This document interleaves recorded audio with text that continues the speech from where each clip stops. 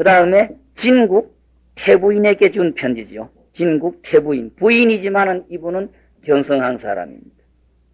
저 앞에 편지에, 부추밀 편지에 나온 도겸 스님이 그쪽으로 갔다, 당신 집으로 그쪽 쪽으로 갔다가 돌아오는 길에, 이 말이죠. 도겸 수자가 그쪽으로 간 길에 당신 집에 들렸다가 돌아오는 길에 그 부인께서 나한테 보내주신 편지하고 가리킴 말씀하고 또 친서수성 직접 지으신 송 몇 개를 내가 받아보고 도겸이 편에 받고 처음에는 또한 심히 의심했다. 이 부인이 진짜 깨친 사람이가 진짜 알아놓고 그러나 공연히 그저 지혜 쪽으로 기울어진 속에서 알았다고 해서 이런 글을 짓는 건가 하고 처음에는 당신이 깨쳤다는 걸 의심했다. 그러다가 도겸에게 자세히 물어보고 바야호로 비로소 스사로 썩이지 아니한지라 광급에 밝히지 못했던 일을 화련히 현전했으되 사람을 쫓아서 얻지 아니한 줄을 알았다. 거짓말이 아니고 진짜 부인이 깨쳤다는 걸 내가 알았다. 지금 비로소 법비 선열의 즐거움은 세간의 낙에 가히 견주지 못할 줄을 알았으리니 지금 불법문 중에서 공부하다가 깨침의 차원의 기쁨이 어떤 거라는 걸 지금 처음 맛보셨지 않습니까?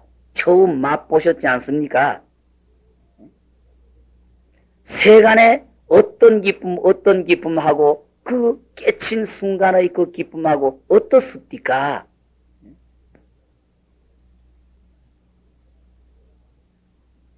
사냐가 내가 부인을 위해서 누일을 환희했다. 여러 날 참 그 힘드는 일, 어려운 일 해냈다. 부인이 참 장하다. 참 고마운 일이고 기쁘다. 여러 날 했다. 근데 요거는 조금 과장되죠. 중국 사람들이 굉장히 과장하지만은 당신 하도 좋아해서 당신 그 깨친 게 기뻐가지고 따라서 기뻐해주면서 잠자는 것도 잊어버리고 밥 먹는 것도 잊어버리고 좋아했다. 이거 너무 지나치죠. 예. 중국 사람들의 배짱이 이렇다고 그래요. 자식은 정성이 되고 당신 자신은 국부인이 되었으니 이거는 좋기 귀하지 못하다. 좋기 귀한 게 되지 못하지만은 똥그릇 무더기에 이 몸뚱어리 안에 똥 가득 싸고 있으니까 똥그릇 무더기에서 값없는 보배를 거두어 얻어서 백급천생에 수용하지 다하지 못하는 그거라야사 바야호로 참으로 귀한 겁니다. 아들 정성되고 당신이 국태부인이 된 거는 그거는 뭐 반가워하거나 좋아할 일이 못 된다. 이 세세생생 엎덩어리로 만들어진 이 몸뚱어리 가지고 깨친 거 그게 참으로 귀한 거다. 그런데 어떻든 이 귀한 데에 집착하지 말아라. 이 귀한 데 깨친 꽃차원 그 자리 집착하지 말아라.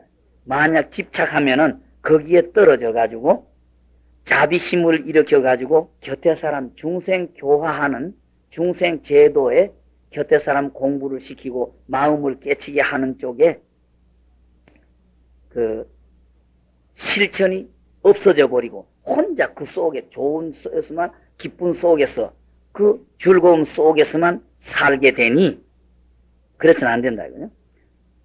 존기 속에 타제해서 다시 자비를 일으키고 지혜를 일으켜서 유정을 연민치 않아 중생 교화를 아니하리니 생각할지어다. 늘 어른들의 말씀을 듣고 이렇게 살면서도 24시간 그 테두리에서 산다는 건 참 어려운 것 같아요. 옛 어른들도 늘 그렇게 장난을 치고 사시면서도 늘 그 24시간 그 속에서 산다. 조금 힘이 드시는 것 같아요. 특히 한국 불교계 풍토 조금 뭔가 잘 못된 것 같아가지고 자꾸 이렇게 공부를 하려고 옆에 요건들이 자꾸 나를 방해하게 되고 그런 요건이 굉장하게 많은 것 같아요.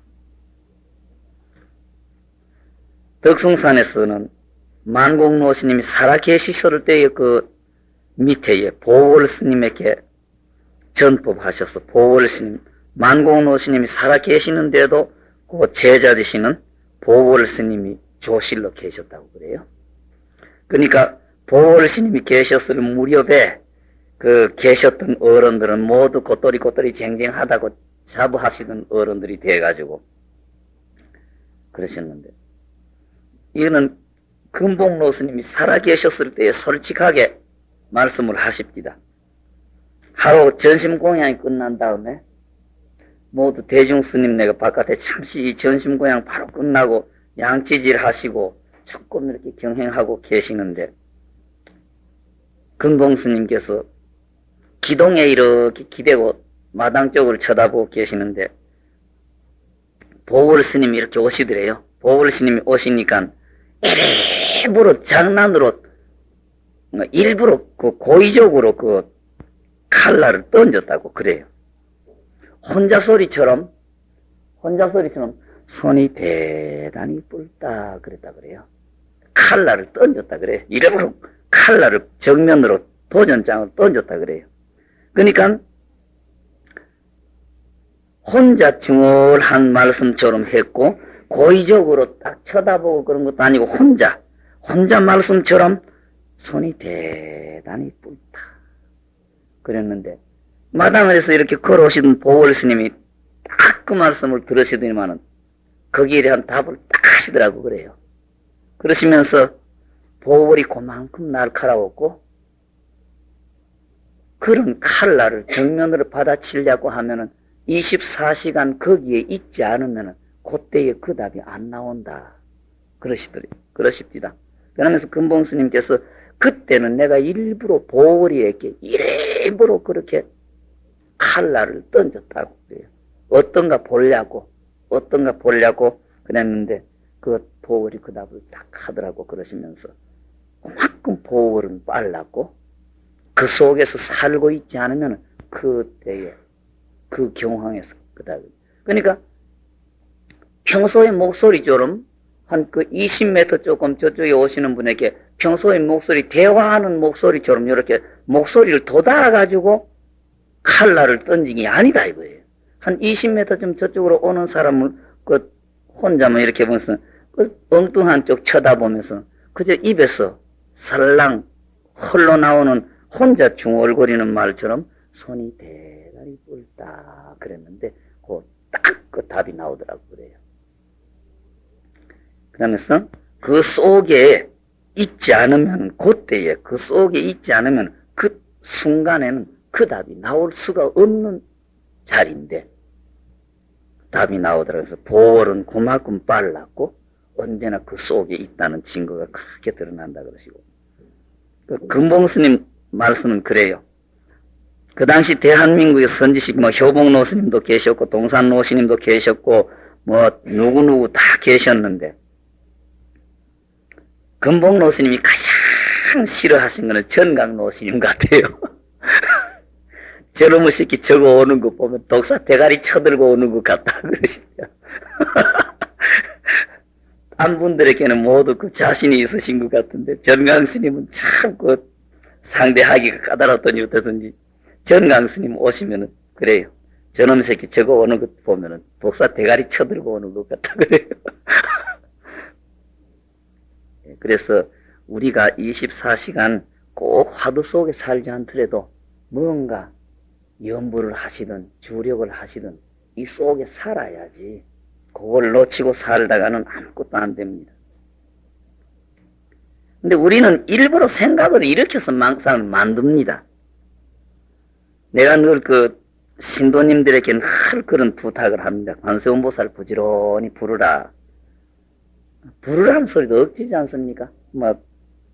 조금 외람된 비유기는 합니다만 정진할 때에 그 어른들이 화두를 자꾸 가까이에서 들으라. 화두에도 신심이 있어야 되고 그 화두를 늘 들고 있으라.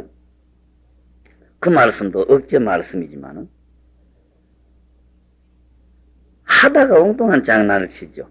지금부터 한 50년 조금 더 되는 것 같습니다만 거의 60년 전인지 서울에 촌수를 치면 우리 사숙님 되겠죠. 용성노신님 밑에 어른 한 분이 울산 문수함이 와서 관음 기도를 100일을 하셨답니다. 관음 기도를 100일을 하셨는데 보문품의 끝에 가면은 관세음보살을 지극히 부르면은 뭐 불에 들어가서 타지 아니하고 물에 떨어져도 빠지지 아니하고 언덕에 떨어져도 다치지 않는다는 구절이 있지 않습니까? 아니 그 어른이 기도를 했으면 그대로 기도만 하시지. 기도하던 도중에 관세음보살을 지극히 부르면은 언덕에 떨어져도 다치지 않는다는 망상을 왜 일으켰는지 모르겠어요. 기도만 할 뿐, 기도해 나가던 도중에 관세음보살을 지극히 부르면 관세음보살이 다 모든 걸 이루어 주신다는 그 망상을 왜 피웠는지 모르겠어요. 한 70일 기도하시다가 울산 문삼 올라가신 분은 아십니다만 그 밖에 문답이라고 하는데 그 절벽이 거의 한 20m 더 되려는지 그 참 높으죠, 절벽이. 기도하다가 나와가지고 가사장 입은 채 관세음보살 지극히 부르면 관세음보살이 받아준다고 언덕에 뛰기는 왜 뛰요?